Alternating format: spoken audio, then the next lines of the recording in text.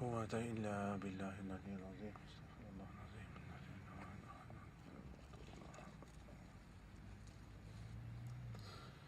بسم الله الرحمن الرحيم. الحمد لله رب العالمين، والصلاة والسلام على نبينا محمد صلى الله عليه وعلى آله وسلم. أما بعد، اللهم صل وسلم وبارك على سيدنا محمد وعلى آله وأصحابه أجمعين.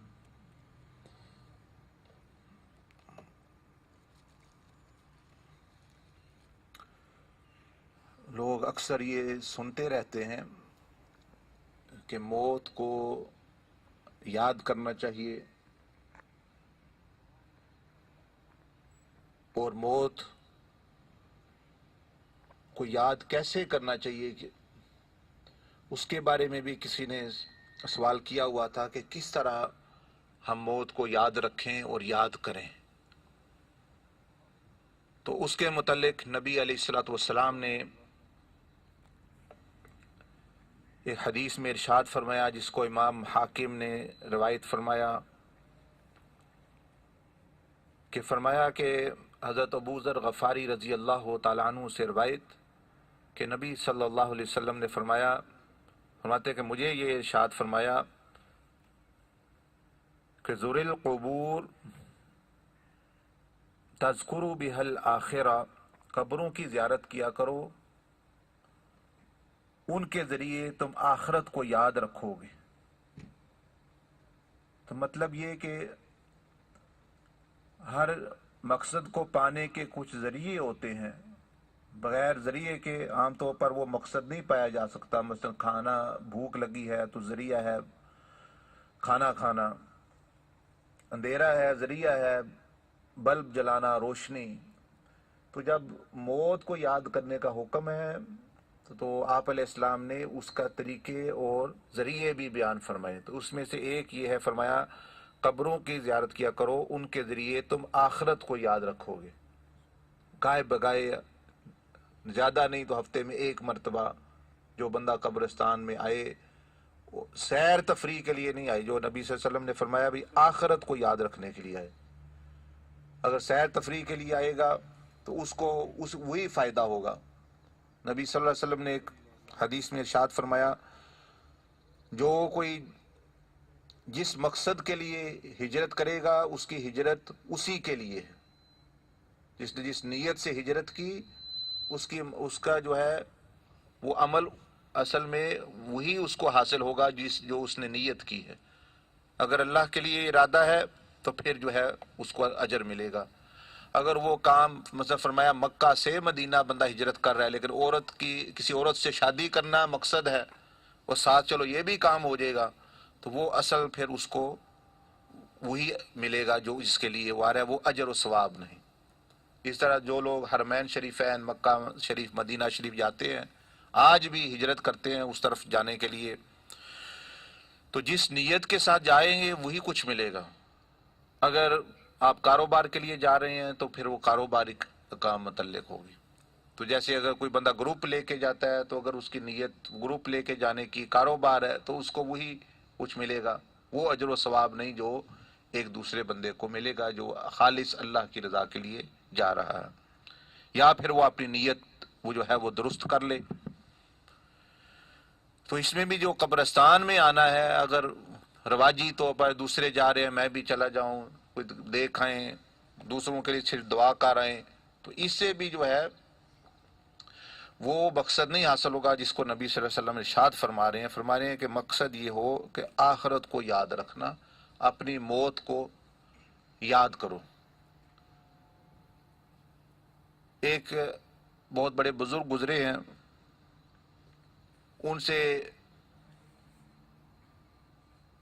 ان کے زمانے میں کوئی جنازہ جا رہا تھا،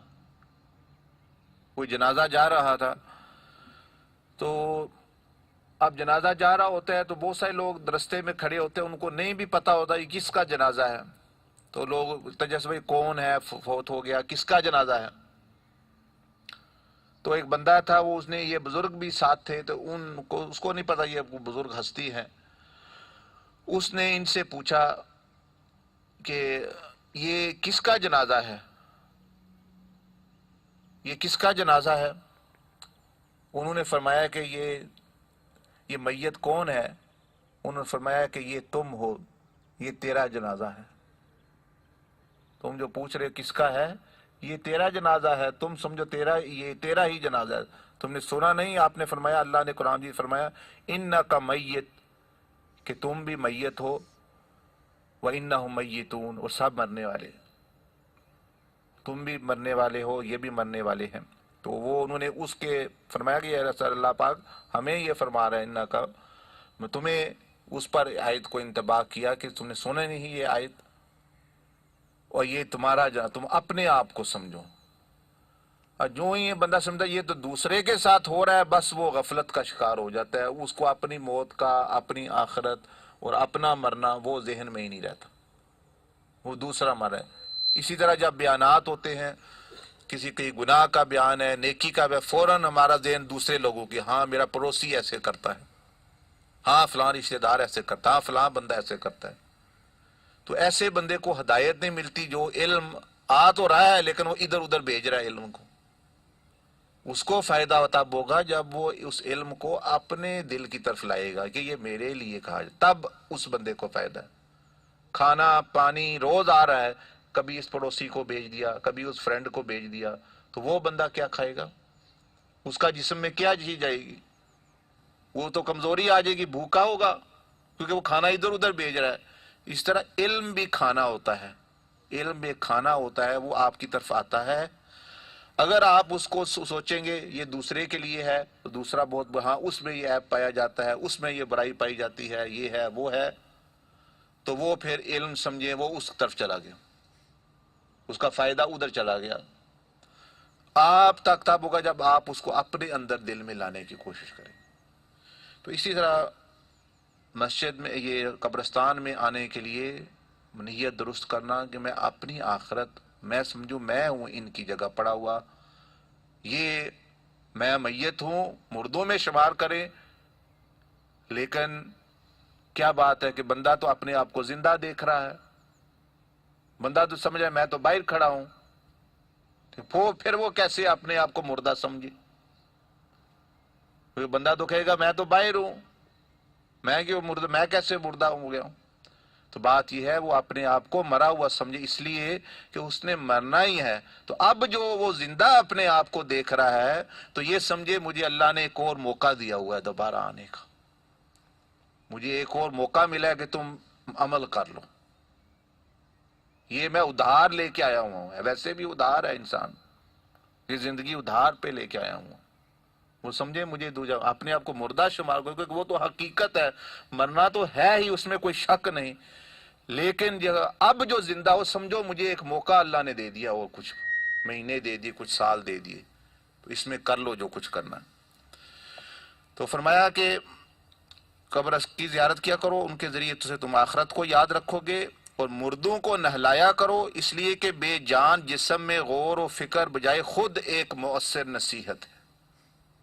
فرمایا مردوں کو نہلایا کرو، بے جان جسم جو ہوتا ہے اس کو ہاتھ لگانا، اس کو غسل دینا، اس کو دیکھنا، وہ بجائے خود ایک واعظ ہے، خود ایک لیسن ہے، خود ایک نصیحت ہے کہ وہ بے جان تم دیکھ رہے ہو، تمہارا بھی اسی طرح ہے اور اسی طرح ہوگا۔ تو حضور علیہ السلام نے فرمایا مردوں کو نہلایا کرو، موت کو یاد کرنے کا یہ طریقہ ہے۔ ہمارے لوگ بھاگتے ہیں رشتہ داروں کو بھی نہیں نہلانا، وہ کہتے ہیں کوئی اور ہی بندہ آ جائے، اس کو گویا سمجھتے ہیں کوئی بہت بڑا کام ہے، کوئی بڑا کام نہیں ہے، غسل کا طریقہ سیکھ کے یا کسی کے ساتھ کھڑے ہو جائے بندہ، اگر نہیں آتا پہلے سیکھ لے۔ اور کفن، یعنی یہ چیزیں ہیں بالکل سیدھی سادہ، کوئی مشکل بات نہیں ہے، لیکن سیکھتے نہیں ہم لوگ۔ موت سے نہیں ڈرنا، یعنی جو صحیح موت آنی ہے، جب مرنا ہے اس سے نہیں ڈرنا۔ میں نے کسی کو کہا بھی، کہتا ہے کفن میں بھی سیکھنا ہے، کفن کیسے مردے پر، یعنی مردے کے اوپر پہنایا جاتا ہے۔ تو ہم نے کہا ایک بندے کو کہ بھائی ایسا کرو کہ تم مردہ بن جاؤ تھوڑی دیر کے لیے، تو ہم تمہیں کفن پہناتے ہیں۔ تو آپ کو مردہ بننے کے لیے تیار نہیں، یعنی اتنی ہمت نہیں، کہ میں کیوں مردہ بنوں، وہ مردہ بننے کے لیے تیار نہیں، نقلی مردہ بننے کے لیے تو اصلی جب جانا پڑے گا پھر کیا ہوگا؟ ڈر اتنا رہے گا کہ نقلی ہاں میں تو کوئی سفید چادر لے لے تو اپنا سمجھتا ہے شاید میں ماری نہ جاؤں، تو مرنا تو ہے، سفید لو یا سبز لو کچھ بھی کرو۔ تو مردوں کو نہلانا چاہیے، بلکہ موقع ہو تو کوشش، کیونکہ آپ کا فائدہ ہوگا، ایک تو اجر و ثواب ملے گا آپ کو، دوسرا پھر آپ کو نبی صلی اللہ علیہ وسلم فرمائے نصیحت حاصل ہوگی، جو مردوں کو نہلائے گا وہ بندہ نصیحت حاصل کرے گا۔ لیکن اصل مقصد یہ ہو کہ میں نصیحت حاصل کرنی ہے، یہ نہ ہو کہ بس میں پیسے کے لیے کر رہا ہوں، ایک رواج کے لیے کر رہا ہوں۔ اگر نیت ٹھیک نہیں ہوگی تو قبرستان میں کیا آنا، مردے کو کیا نہلانا، مردے کھاؤ گے بھی تو نصیحت نہیں ہو۔ وہ سنا نہیں آپ نے خبروں میں، وہ کتنے 10 سال وہ لوگ مردے کھاتے رہے قبرستان سے نکال نکال کے۔ یہ خبر آئی تھی ایک پچھلے دنوں میں کہ 10 سال کچھ لوگ پاکستان میں وہ قبرستان سے مردے نکال کر، جو بندہ دفن کر کے جاتا وہ نکال کے جا کے اور اس کو اپنا کھاتے، اور کہتے بھی ایک مہینہ تقریباً ایک مردہ وہ نکال جاتا ہے، 2-3 مرتبہ پکاتے ہوئے، ہانڈیاں پکائی ہوئی تھی انہوں نے، وہ بھی دکھلا رہے تھے، بیچ میں ان میں انگلیاں، گوشت، کچھ لاشیں گھر میں رکھی ہوئی تھیں، اور جو ہے وہ اپنا مردے کھا رہے ہیں۔ تو اگر نیت ٹھیک نہیں، اصلاح نہیں، طریقہ نہیں، تو قبرستان میں آنا کیا، مردے نہلانا کیا، مردے کھانے سے بھی ہدایت نہیں ملے گی۔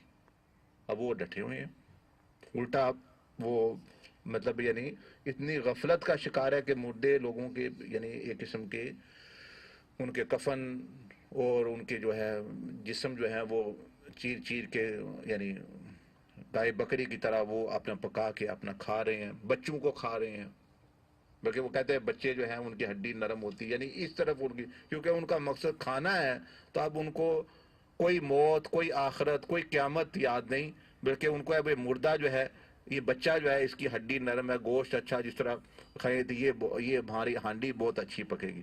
کیونکہ نیت جس کی بھی انسان کر لے، نیت اور مقصد جو بھی بندہ بنا لے وہ اسی کی طرف سوچے گا۔ اب جائے ان کو اللہ کا خوف آئے ہم نے مرنا ہے، ان کو بس یہ ہے کہ بچے کی ہڈی نرم ہوتی ہے، بچہ مل جائے تو بڑے خوش ہوتے وہ۔ پھر فرمایا کہ اور جنازوں پر یعنی جنازے کی نماز پڑھا کرو، ہو سکتا ہے کہ اس وجہ سے تمہارا دل بھی کوئی غمگین، کوئی فکر پیدا ہو جائے، اور غمگین آدمی اللہ کے سائے میں رہتا ہے اور ہر خیر کا اس سے سامنا ہوتا ہے۔ نبی صلی اللہ علیہ وسلم ہے جو بندہ غم میں ہو، فکر میں ہو، جس میں آخرت کی فکر، جہنم کی فکر، اللہ کے خوف کی فکر ہو، فرمایا کہ وہ اللہ کے سائے میں ہوتا ہے۔ جب وہ اللہ سے ڈر رہا ہوتا ہے، جب وہ فیئرفل ہوتا ہے، اس وقت وہ اللہ کی پروٹیکشن میں ہوتا ہے قسم کا، اور ہر خیر کا اس کو بہت ساری اچھی اعمال کی توفیق ہوتی ہے، خیر اور بلائیاں ملتی ہیں۔ اور جو بندہ مطمئن ہو مجھے کیا ہونا ہے، میں تو جنت میں ہی جاؤں گا، کچھ نہیں ہے وغیرہ وغیرہ، یہ ہے وہ سمجھیں، وہ اب اس پر جو ہے وہ معاملہ خراب ہو گیا۔ اللہ پاک مجھے آپ کو عمل کی توفیق عطا فرمائے، صحیح معنوں میں موت کو یاد کرنے کی توفیق عطا فرمائے، اور اس کا صحیح مقصد و نیت کے ساتھ جو ہے قبرستان آنے کی توفیق عطا فرمائے، اور جتنے یہاں مردے ہیں ان کو بھی اللہ پاک ان کی بخشش فرمائے، مغفرت فرمائے۔ اب تھوڑی دیر چند منٹ مراقبہ کر لیں۔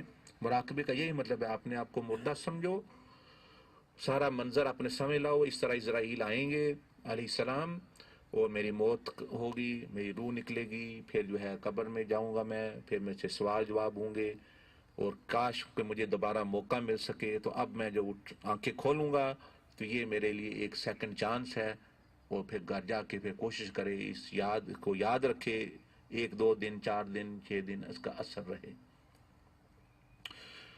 تو آنکھیں بند کر لیں اور اپنی موت کا، آخری دن کا، اسرائیل کے آنے کا تصور کہ ایک دن ہوگا، وہ آپ دیکھیں گے اس کو، اسرائیل علیہ السلام کو، ملائکہ کو دیکھیں گے، آپ کو حکم، روح کو حکم ہوگا نکلو، کس طرح گھر بار ہر چیز چھوڑنا پڑے گی، جسم کو بھی چھوڑنا پڑے گا، اور پھر خوشخبری سنائی جائے گی یا پھر جہنم کی خبر دی جائے گی۔ پھر رشتہ دار نہلا رہے ہیں، دھلا رہے ہیں، بندے کو نہلا رہے ہیں، اس کو کفنا رہے ہیں، اس کے بیوی بچے ماں باپ بہن بھائی دوست یار رو رہے ہیں غمگین. اس کے بعد اس کا جنازہ پڑھا جا رہا ہے، اب قبر کی طرف آ رہا ہے، قبر اس کو پکار رہی ہے، آ جاؤ آ جاؤ. قبر میں رکھا جا رہا ہے، اب سوال جواب کا مسئلہ شروع ہو گیا. اب بندہ سوچے وہاں کیا جواب دے گا. کہے گا مجھے واپس بھیج دو، واپس بھیج دو.